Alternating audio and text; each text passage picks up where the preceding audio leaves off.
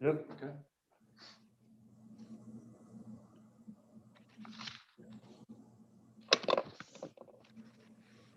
Hey, good afternoon, and thanks everybody for joining us. And apologize for the little delay here. Obviously, a couple of things shifting around, but yeah, first and foremost, just really disappointed that we're not able to play Saturday. I think all of us were looking forward to this game and this challenge, and unfortunately, not going to happen. So, we were really close. We felt great about getting 8 games in, and really close to getting the 9th. But these kinds of things happen. And I just want to take a minute and just, congratulate all of our players and staff for the job they've done during the course of the year. We've really been barely affected by the virus, fortunately, over the last, 10, 12 weeks, whatever it's been. And I think a lot of it's just, everybody being very, very diligent about what they're doing, being aware of the protocols that are in place, and everybody just paying strict attention to it. And also a little bit of luck doesn't hurt at all. But I just want to compliment everybody on the job that they've done, and especially those that are on our medical staff here, the doctors and the trainers. And the trainers are really on the front line, but Andy Peterson, Dr. Peterson, all the time that he spent as well. But the trainers have been on the front line going back to June when everything got going here. So I can't say enough about the job that they've done. Just absolutely phenomenal. And it's just a shame here that we didn't make it to the finish line. And lastly, just want to take a minute to just wish all the Michigan players, staff, and coaches all the best and speedy recovery, certainly, from this thing. So, just a couple other comments here. Tomorrow's National Signing Date, and we'll meet again and have a chance to talk a little bit about this class. We're really excited about this class, and happy to talk about them when it's appropriate. And also, just looking backwards for 1 second, happy for Amir Smith-Marset to be recognized by the Big Ten as our player of the week. Unfortunately he was hurt, but just really played an outstanding football game. His efforts were certainly helpful and instrumental in the victory the other day. And fortunately, he's got an injury that doesn't require surgery. So wish him the best for a speedy recovery here. And then something we didn't touch on Saturday, but I'll bring it to your attention. We did lose Ivory Kelly Martin last week, last Tuesday specifically. He did have an injury, a knee injury that's going to require surgery. So when he finishes his finals, he's going to get that addressed. And just want to take 1 minute and really compliment him. We've got a really good group of backs this year. These guys have been absolutely unbelievable. The 3 guys, Ivory obviously, and then Tyler and Mackay. All 3 of them have just been great all season long. There's only one ball, only one starting position.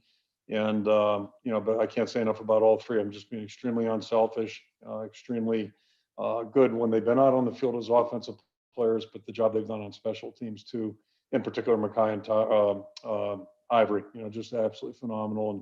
And losing Ivory was a big loss for us on our special teams because of what he's been doing there. So we'll be here to get that thing repaired and get him back up and running, and have him back next year.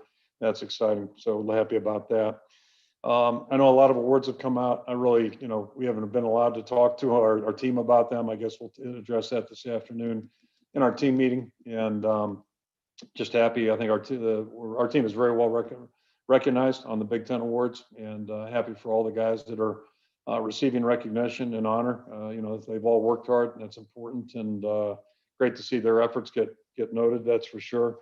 Then a couple of other specific things. I know the offensive line made it to the semifinalists for the Joe Moore Award, and I think as most of you know, Joe Moore's a person that's very special to me. He was my mentor in coaching, my number one mentor. I've had been fortunate to have several of them, but he was first and foremost, and really kind of helped shape me at a very early age.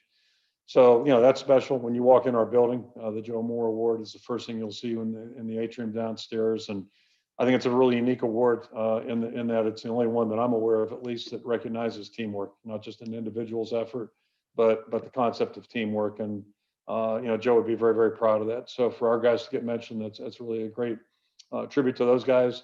I think Tim's done a wonderful job with them all season long.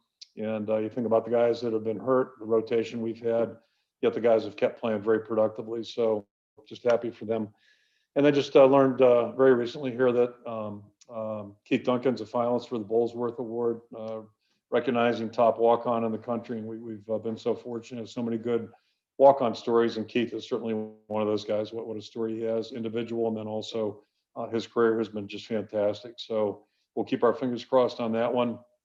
And then last but not least, the Broyles Award has been whittled down a little bit, and Phil Parker is one of the finalists. And just so happy for Phil to be recognized. What a phenomenal job he's done for 22 years, not just this past however many it's been since he took over the coordinatorship, but 22 years. Just such a valuable member of our staff. Does a great job on the field, great job recruiting, great job in all areas. And boy, he's just done an unbelievable job as our coordinator. I know Norm Parker, our first coordinator, would be very proud of him. And, the way the defense has been playing, it's not all Phil. He'd be the first to tell you that, but he's a big, big part of that. So we'll keep our fingers crossed for him as well. And then the last thing, just, before I open up for questions here, just take 1 minute. That football, I think all of us are well aware, it's really grown into a tough competitive business. It's a little bit more ruthless than it used to be. Not that it hasn't always been this way, but people getting fired, it's kind of a way of life now. It's always been that way in the NFL and trickle down to college football as well. So I was really saddened to hear that on Sunday that Lovie Smith had been released, and just want to take a minute and talk about that. I've long respected Lovie Smith as a coach, just watching him coach, be it in the NFL, mostly in the NFL, although he was in the Big Ten when I was here back in the late 80s. But watch him as a pro coach, he did such a phenomenal job, and I think he's done the same thing in college. So I've always had great respect for him as a football coach. And since he joined the Big Ten, I got to know him a little bit better. I've just got the highest respect and regard for him as a human being, as a person. And, it's a real, tough deal. So, he's going to be fine. I know that. He'll be just fine. And if he chooses to work, I'm sure, be fine in that regard too. But from my vantage point, it's a real loss for college football. College football needs more people, more coaches like Lovie Smith. So my regards to him. And that being said, I'll throw it out for questions. Coach, first question this afternoon from Jeff Johnson. Yeah, Kirk, it sounds like there will definitely not be any sort of replacement game Saturday. That, is the bowl game is next for you guys. Yeah, if there is any talk of that, I'm certainly not aware of it, and I'd certainly be against it. This isn't baseball. With all due respect to baseball or basketball, where you play, multiple games during the course of a week, we're probably about 70. Well, when we've learned the news here this afternoon, I don't know if it's been an hour yet, but we were probably 75% of our preparation had already been done, maybe 80%, I don't know. But our staff's been working hard since Sunday morning, getting ready for this ball game. And to try to flip it over and play somebody else this weekend it wouldn't be fair to the sport. Most of all, it won't be fair to our players. It just won't be representative of the kind of team that we want to put out on the field. So I know it's been done. Somebody did one early in the year, whatever. But we've gotten 8 games in, so I don't feel like I think that would be a really regrettable thing. For all I know, it may still happen. I don't know, but if it does, I won't be real pleased about it. The next question, Coach, from Mike Halas. About the ball game. I don't know what kind of leverage the Big Ten has, what the contracts are, all that stuff. It doesn't matter. Just, will you definitely accept a bowl invitation if one is tendered? And how do you feel about all that? Yeah, Mike, our thought process really, since we got going, and I know we got going before September 30th, but that's when football really became realistic, when we started the daily testing. So our mindset has been that, we're just going to have to live the way we're living until January 1st, 2nd. And I think we're all in agreement that's how we're going to do things. So that's been our mindset. We've taken it day by day, literally day by day. I think that's all you can do. And I think it's, I'm speaking for everybody in America, really. That's kind of, we're all kind of in the same boat here. But our goal was to play the 8 games that were scheduled. We had that 9th game, the concept was alive and well. So we were hoping that would materialize. This didn't work out, so be it. Now you move on to the next thing, which is announcements on Sunday. And I know there are some bowls that have pulled out. I would assume, hopefully, the things have settled now. And I would assume that the bowls that are still standing are still going to push forward. So as long as they do that, and as long as one of them will take us, that's our plan. We want to play another game. And I can only speak for me right now. We're going to meet at 5:05. I assume the team still feels the same way, but I think our guys have had a lot of fun being together. I think they've had a lot of fun practice and preparing, and I know we've had a lot of fun in the locker room the last 6 weeks. So our goal is to try to, push it another game, and if we can do that, that'd be wonderful. Coach, the next question from Mark Emmert. Yeah, Kirk, I'm wondering about the communication and all this. Were you aware that Michigan was still having problems, or did this kind of come out of the blue for you, or what'd you hear from the Big Ten? Yeah, I think if any of us say we're surprised by anything, going back to March 13th, when this thing really became, as soon as the NBA canceled, that was the major, shoe to fall, if you will, or brick to fall, whatever it is. So ever since that's happened, I think, everything's been totally unpredictable, and you can't count on anything. As I mentioned several times, the biggest breakthrough for us, in my opinion, was the daily testing. That gave us a chance at least to sustain something. And the fact that we've made it thus far, I think, is just fantastic. So appreciative of that, thankful for that. And now our focus is, what's in front of us. But to answer the question specifically, I know they haven't played in 2 weeks, right? So the last time they played was Thanksgiving weekend. You start thinking about that, that's a long time in a football world, right? It's a long time, a lot of days. So certainly there was no guarantee that they'd be able to return to play. I think you have to consider that. But then also, our thought Sunday morning was, hey, we're scheduled to play, 6 o'clock on Sunday night. Let's get to work. And that's what we've been doing. That's what our players have been doing. Also juggling the finals. That's a first time deal. But so if there's any good of it now, the guys that still have finals have more time to concentrate on it, and we'll figure out where we're at next weekend. Coach, the next question from Scott Docterman.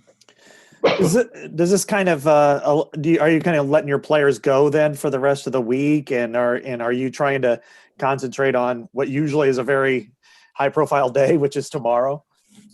Yeah, yes and no.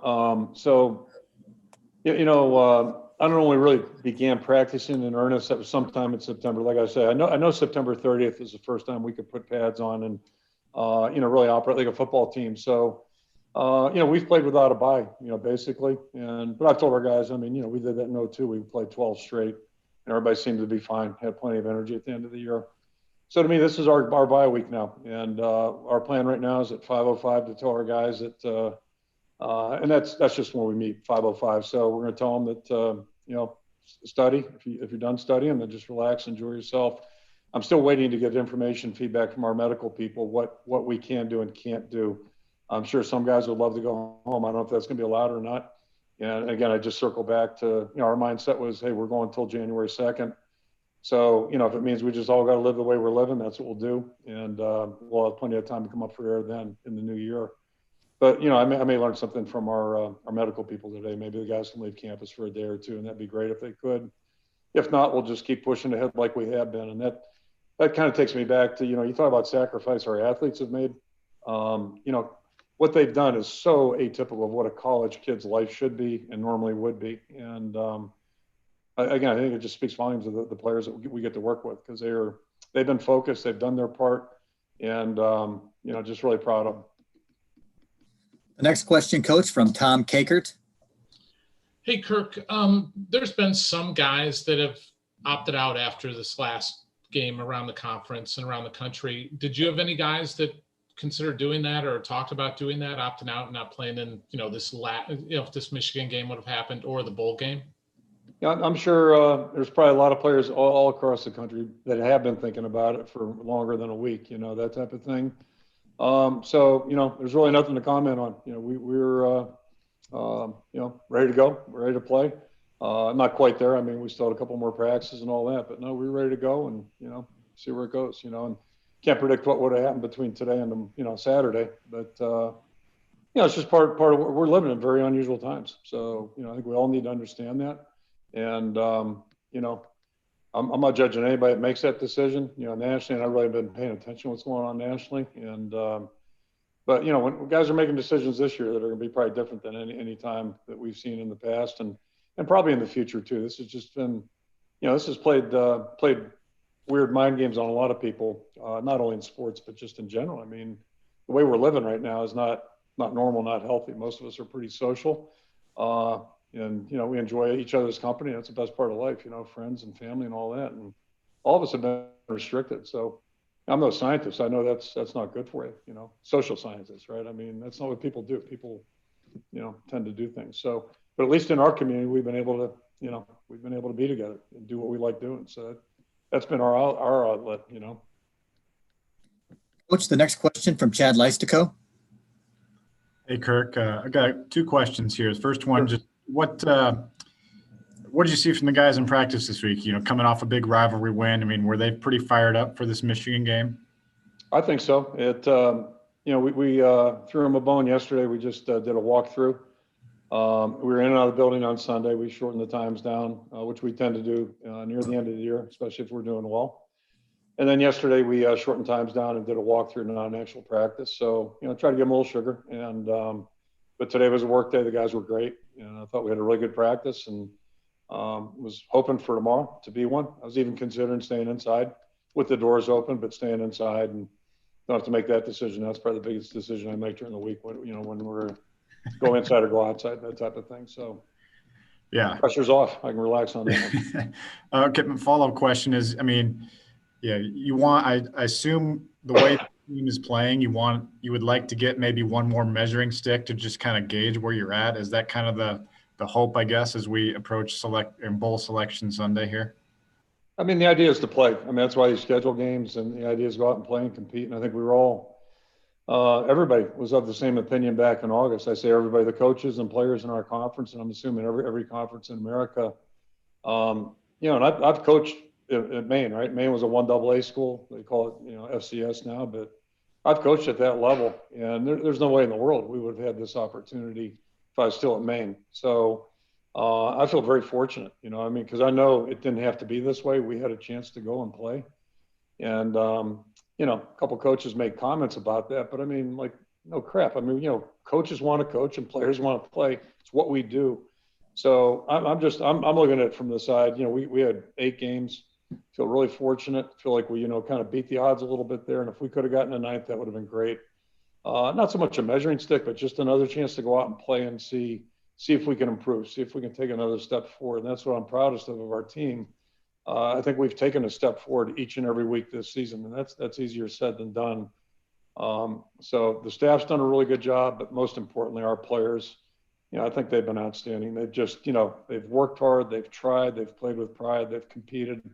What else can you ask? And I guess what else would be a perfect record, but that wasn't meant to be this year. But I'm really proud of our guys. And I can't say enough about what they've done, the leadership that we've gotten, and the camaraderie that I've witnessed with everybody in the building. So it's really been gratifying. Yeah, it would have been great to play one more game, knowing there's no guarantees, but at least, it would have been great. So that ain't going to happen. Now we move on to the next one, and hopefully there is a next one. Coach, the next question from Scott Docterman.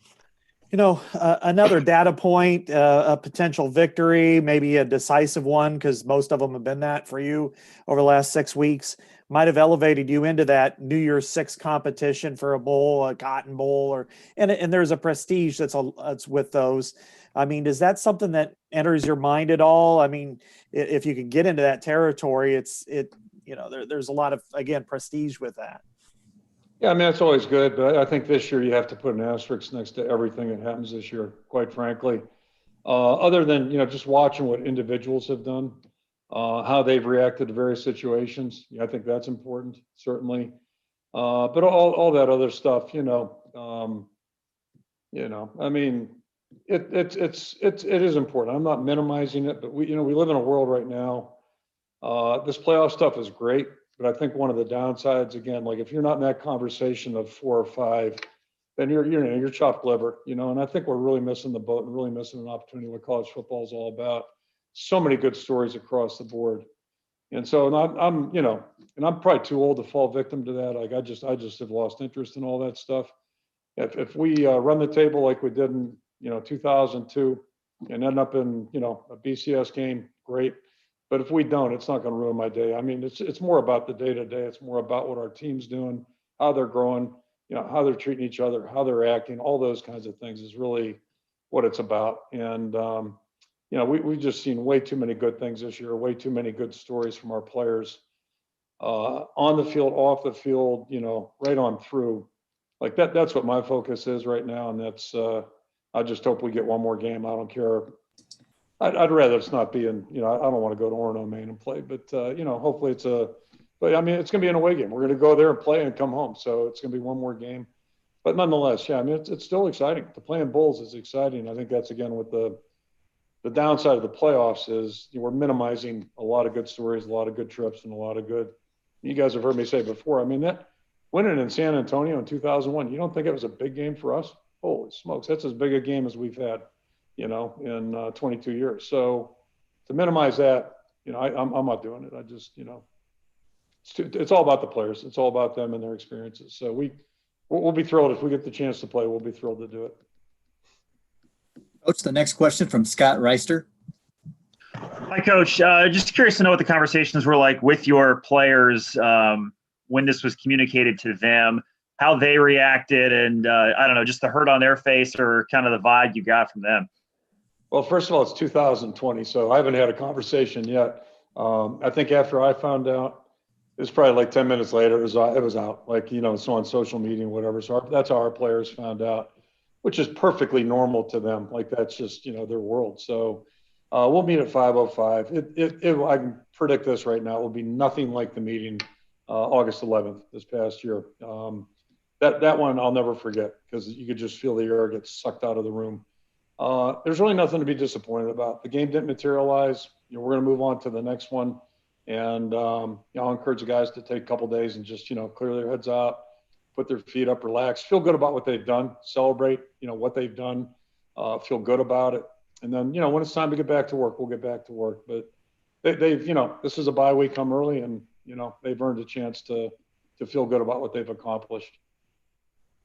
Coach, the next question from Scott Docterman. Along those lines about feeling good, I mean, you've got to feel good about a lot of the athletes, kids, if you will, that are on your leadership council, guys like Chauncey Golston or Mekhi Sargent, people that have been there for you, the last 6 months. Certainly 6 months ago was very difficult, but they seem to have been in your corner and have kind of battled for you. And then in turn to watch the way the team's grown. What does it say about them and how instrumental were they in just making this year successful for you?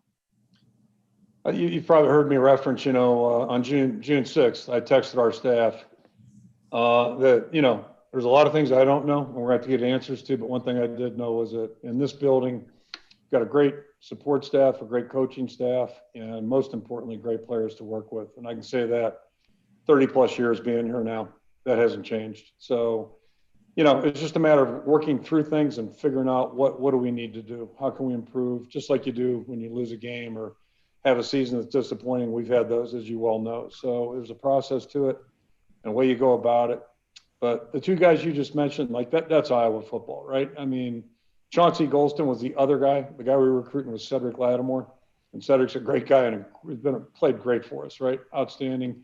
But, Chauncey was like the sidekick, like, oh yeah, who's that guy? That skinny guy. And thank goodness we noticed him. Thank goodness we recruited him. And thank goodness he came here. And Mekhi was a guy that, KB had been up at that All-Star game, mentioned it to me in December. And then I can't remember who got hurt that spring, but then I circled back to KB and said, hey, tell me more about the guy you said something about in December. Then we went and investigated a little bit, learned more about Mekhi, and everything was so positive. When we got here, he was even better than advertised. So but both those guys came in here and just worked. They worked hard. They're both college graduates here as of next week. And, they're everything that's good in football. Like they outstanding players, outstanding people, kind of guys you want to be friends with, teammates with, right along through or be able to coach. So, and I can say about a lot of guys on our football team, but those two guys, you picked two of the best right there. I mean, those guys are just outstanding. And, good people are interested in finding, hey, what can we do? How do we fix things? How do we find, what suggestions do we need? What do we need to look at? How do we find answers to whatever issues we may be having right now or whatever problems? And that's, we've got a lot of those kind of people in this building, and that's the best part about what we do. The next question, Coach, from Chad Leistico. I guess kind of building off the theme here of being grateful, you basically got 9 game weeks of preparation. Can you kind of, I guess, articulate how valuable that is? I mean, you look at other programs or maybe you had 5, 6, you Pac-12, even less. I mean, how much development can you make in that extra time? Well, yeah, I mean, considering we didn't have spring ball, we didn't have a conventional camp, it's really important because that's the part that all the folks I'm visiting with here now, you guys in the media, I'm not sorry about this, but like, unfortunately, you guys don't get to see our guys on a daily basis. So I'll try to share some stories, at some point, but we've seen a lot of growth. Not only the guys that are playing, you've seen that, you've been able to witness that, but a lot of guys that aren't playing that have been really improving, and that's exciting to me. You guys got to see Seth Benson step in there, right, and really play. You got to see Jack Campbell once he got his feet wet and start playing. You got to see that, hey, these guys are pretty good players. But we saw that months ago, right? We knew that months ago. We saw it actually last year as those guys were growing, but maybe not playing. So that's the thing, I guess, those things don't happen if you're not out there working and practicing. So we've seen a lot of good growth with our guys. And it'll be exciting whenever it's time to flip the calendar and move on to our next year. It'll be exciting to see what kind of growth these guys have. But yeah, that's been part of it. No question about it. It's a good question, Chad, because it's more than just getting ready for the games. Those games are the most important thing during game week, but there's a lot of other stuff going on too. We're going to take 2 more questions. The first one from Scott Docterman. Usually when the all Big Ten teams come out on the line of scrimmage, I feel like I concede to what the coaches seem to think about certain players. But in this case, I was a little bit surprised. I think everybody should be surprised. Tyler Linderbaum was second team on the coaches' offensive line. And what did everybody miss who voted on that? And why? How could he be second team? I guess I did not see on that. I got to really be careful because I don't want to say anything that's, suggests other players aren't really good. I don't want to say that at all. I'll just say this, okay? I haven't been around many centers in college football better than Tyler Linderbaum. I'll leave it at that. I've been here 30 years, I guess, right? 30, 31, whatever it is. So, Joel Hilgenberg was a hell of a center, right? We've had some pretty good centers here. I'll go all the way back. I'm not saying he's better than Hilge, but I'm going to say this. I don't know how many are better than Tyler Linderbaum. They may be, as good, but, so whatever. That's all Big Ten, that's all star teams. That's all that stuff. There's a lot of subjectivity, and I get that, and I'm not upset about it because there's no sense being upset about it. But I know how I feel, and I think hopefully Tyler recognizes he's a pretty good player. I think he does. I think he's got a sneaking suspicion, and he's probably a little bit more focused on trying to get better tomorrow than he is, whatever might be said or written. Coach, the final question this afternoon from Tom Kakert. Kirk, kind of going off of what Chad asked you, do you get some? I'm gonna go back 1 second, Chad. Sure. Finish that last thought. I'm sorry, but I'll just include this too. There's more that goes into being a center than just snapping the ball and blocking, right? I mean, there's so much other stuff to it. Because I want to, go back to that statement. Like, at our place, playing center is a really special job. Like, there's a lot on your job description that you have to do if you're really going to be good. And, whether it's, protections, all these things we expect him to do, just like a quarterback, just like a middle linebacker, a safety. So, like, this guy's just a total package. Like, he is so committed to doing everything at a high level.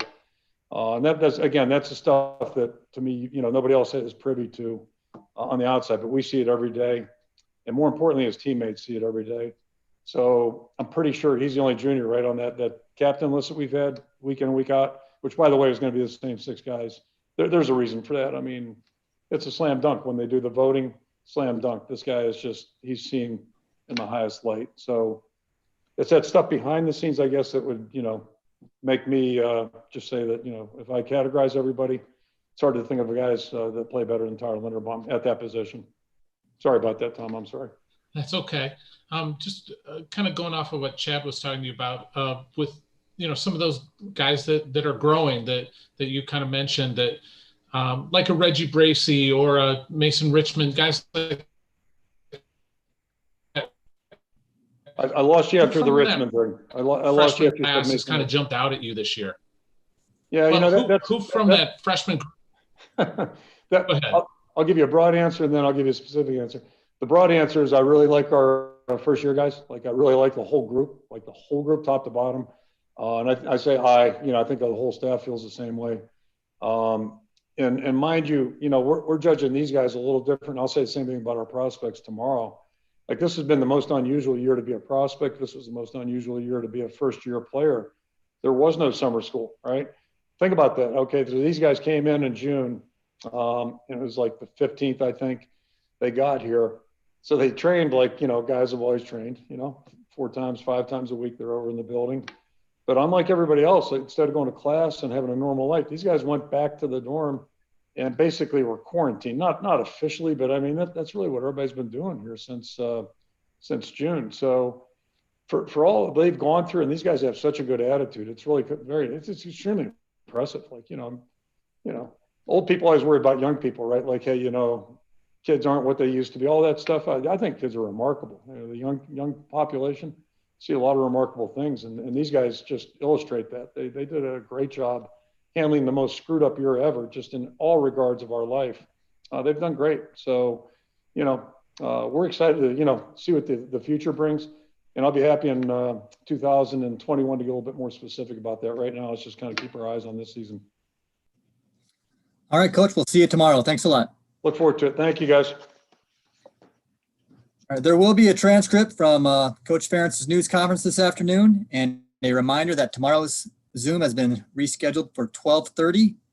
I believe the link that we shared yesterday will still work, but we will. I'll fire out a new link prior to 12:30 tomorrow, so everybody knows where to go. Thanks for joining us.